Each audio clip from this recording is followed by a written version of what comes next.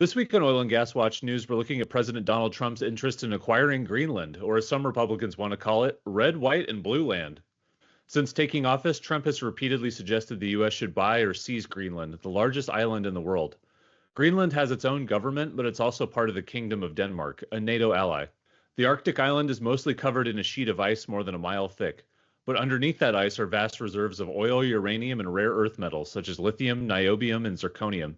These minerals are used in electric cars, cell phones, batteries, and computers. Despite these resources, the people of Greenland have banned uranium mining and drilling to protect the environment and traditional ways of life, such as hunting and fishing.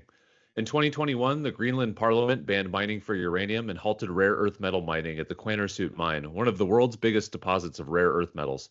Legislators were concerned about the contamination of local waters and fish by mining waste. The Parliament also voted to stop all exploration for oil and gas on the island because they were worried about worsening the global climate crisis and polluting the local environment.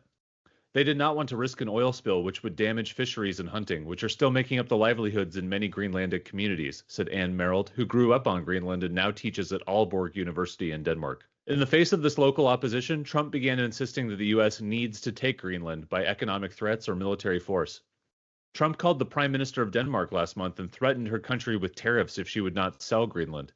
News reports described it as a fiery phone call that left the NATO ally, quote, freaked out. An ally of the president's in the U.S. Congress, Georgia Republican Congressman Earl L. Buddy Carter, even introduced a bill that would rename Greenland Red, White, and Blue Land and authorize the U.S. to buy the island.